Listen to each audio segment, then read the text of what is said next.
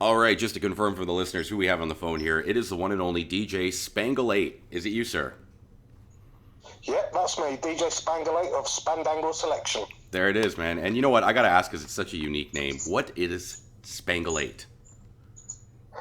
Spangalate derives from the underground word of spangle. To spangle somebody would be to give them the feeling caused by taking mind-altering substances or drugs, I suppose.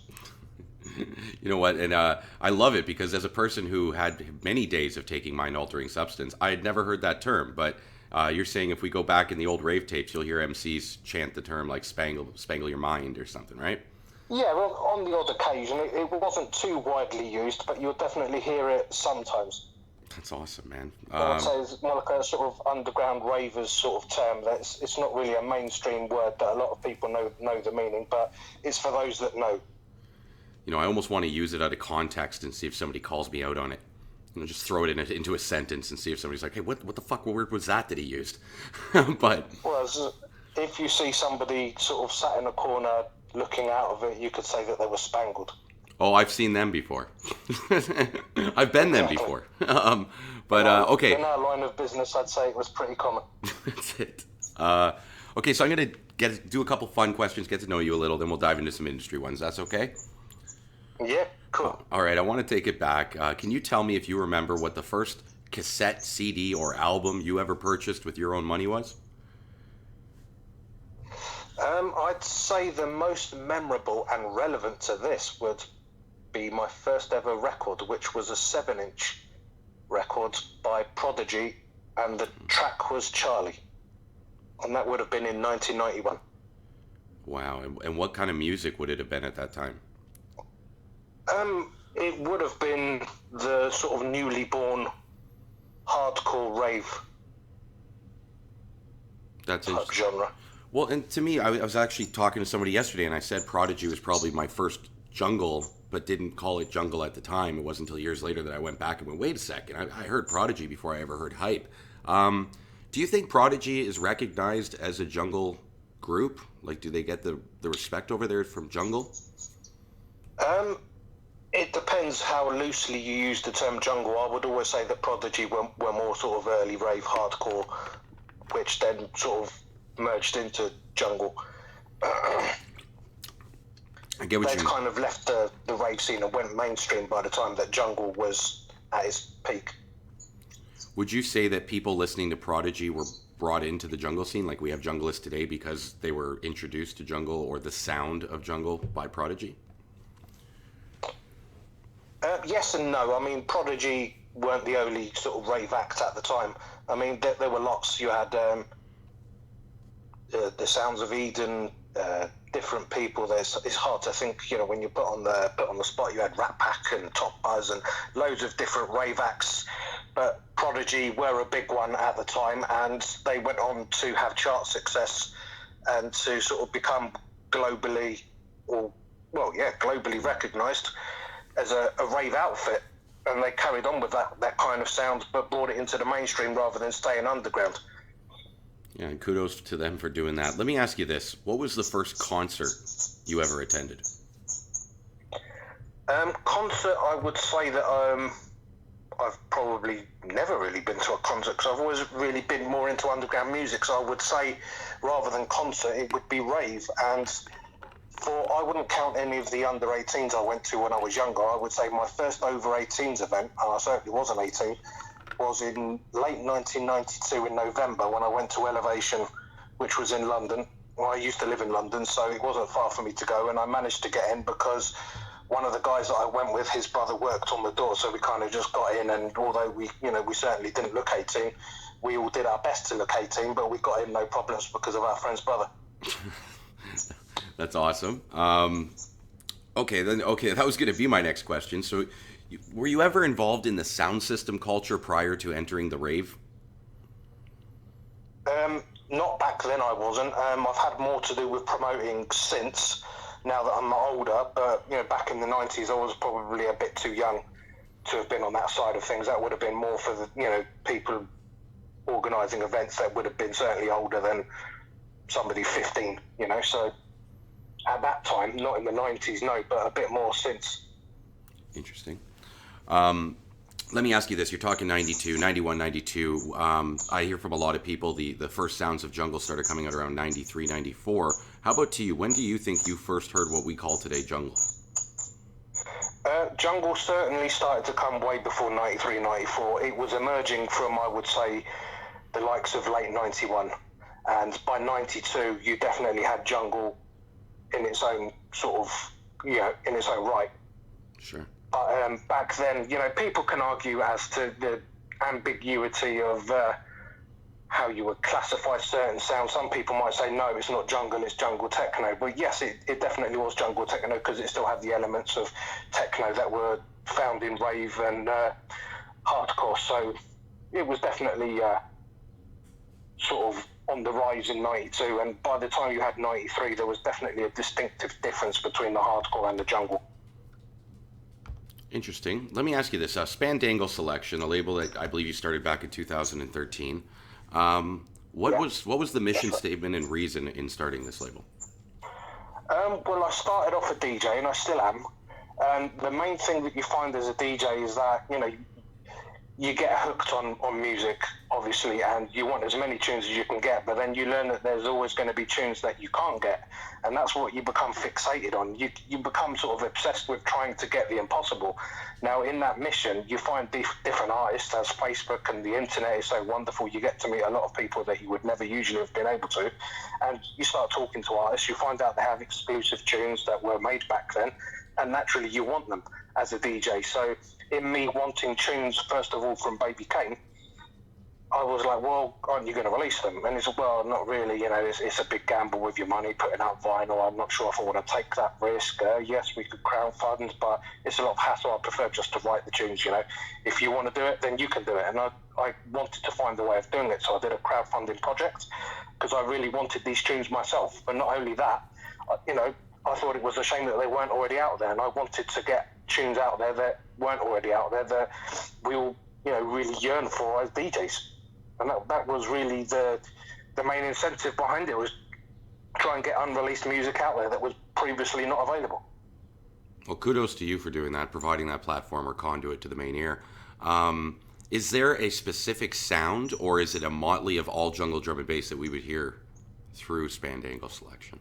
I'm trying, well, me personally, I like anything from sort of hardcore to jungle to drum and bass. So I'm trying to cover everything. I don't want to get myself pigeonholed as a label just to be devoted to one sound, because it puts people off and it turns people off. And if somebody expects you just to be one thing, then they're never going to go and listen to your future releases just to see if they like it. So if I could try to cover a spectrum of everything that I like, I've never been just one person that was like, I only like 92 stuff. There's some people out there, they've got labels and all they want to do is 92 stuff. That's fine, you know, and I like 92 stuff.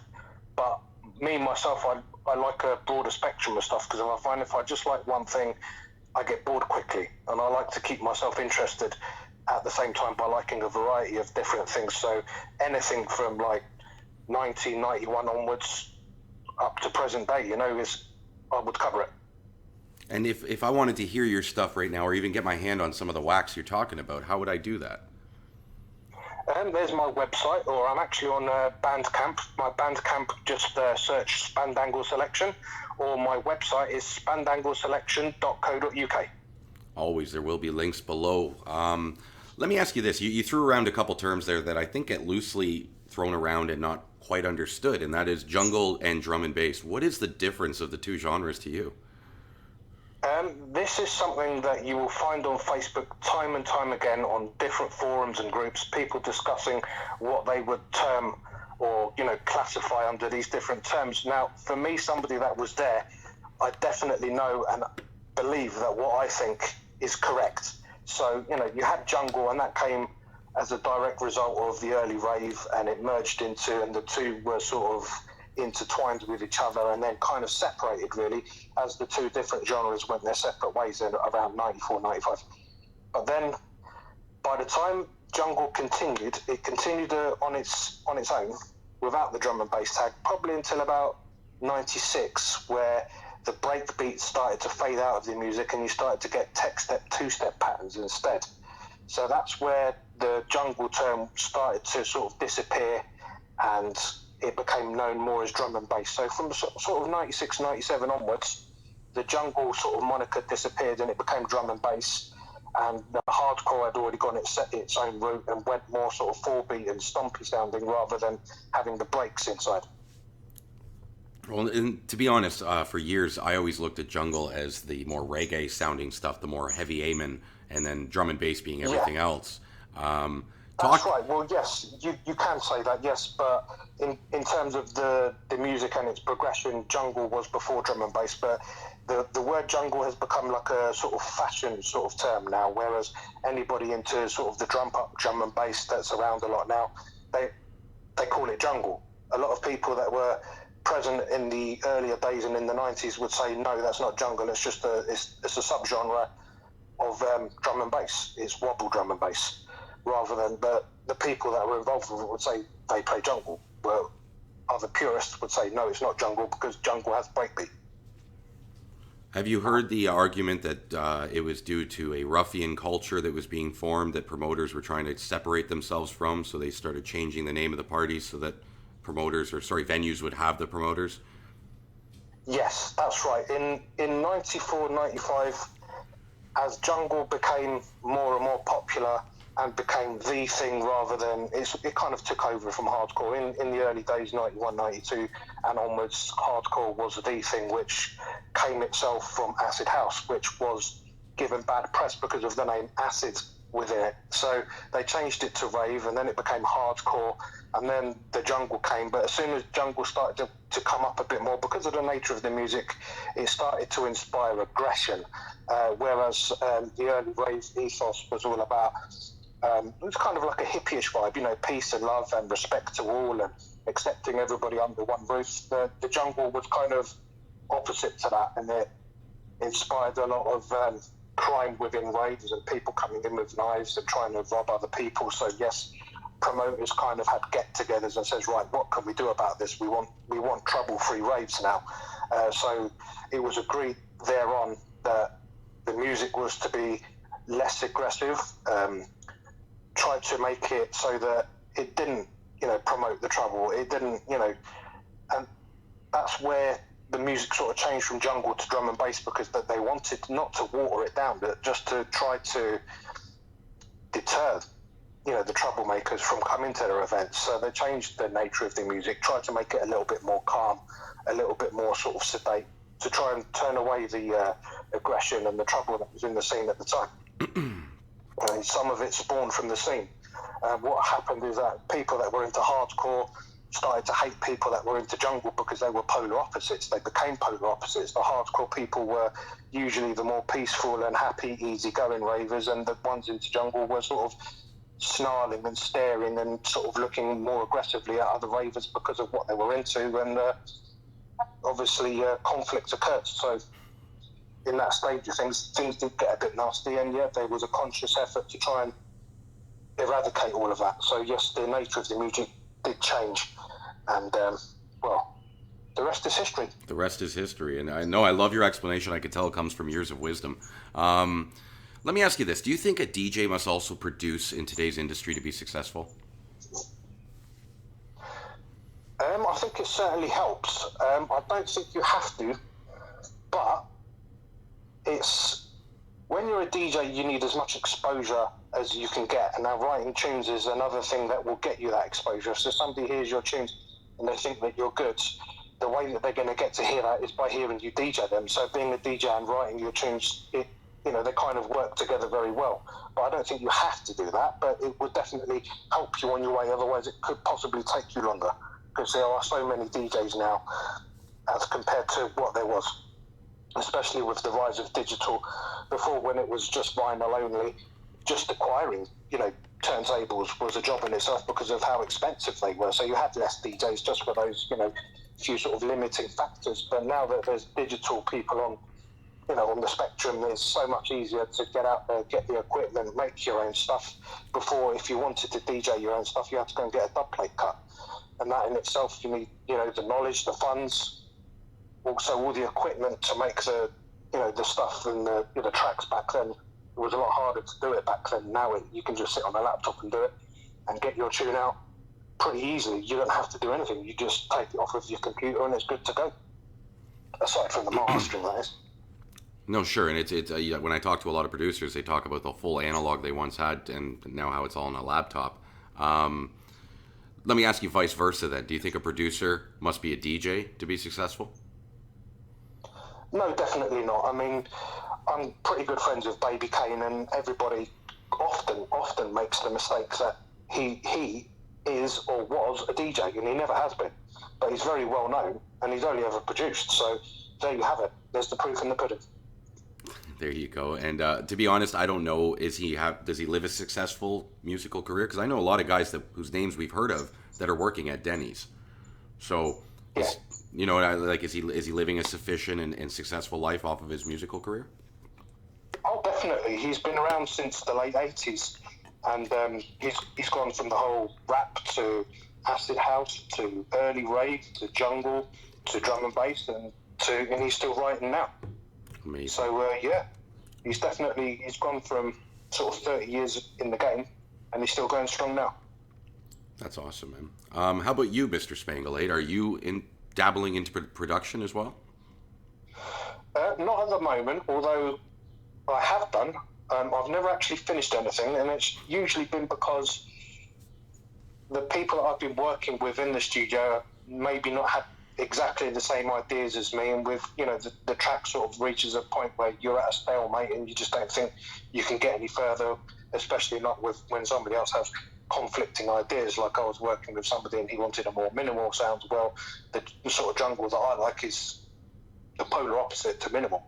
It's got loads of things going on and it has aggressive beats, but he wanted a softer, more progressive kind of sound and more minimal feel to it. And I just couldn't work with that, so unfortunately nothing ever got done. I get offers from people to come and work with them, and unfortunately they would live probably at the opposite end of the country to me, so it's not a simple thing for me just to go and travel hundreds of miles and then go and work on a track with them, because when you're working on a track it might not get finished anytime soon, so you would have to keep on travelling backwards and forwards a lot to get something done, and it makes it very difficult, but it's definitely something I'd love to do. Awesome, and I hope we get to hear something from you in the years to come. I got a couple fun questions to end us off here. I don't know if you're familiar with the monument in America, Mount Rushmore. Are you familiar with that monument? No, I don't think so. Okay, so it's four faces they've carved out of stone, and it's like got 3 American presidents and one of their founding fathers. So it's a monument of. Okay, so. Now that you describe it, I'm more familiar. Okay, so my question to you is this. If we were to create a Mount Rushmore for the jungle industry, what 4 faces do you believe should be carved in it? That's a tough one. A very tough one.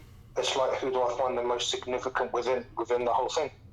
There's so many different people. I think, to narrow it down to 4 is really, really tough. I mean, some people might say some of the DJs were the most important, and other people would say, well, without the DJs, they don't have any music to play. You need artists. But certainly people that have been there, that stood the test of time, that are still going now, and they're still doing what they believe. I mean, I wouldn't put a producer there that has basically changed his style to suit, to cash in.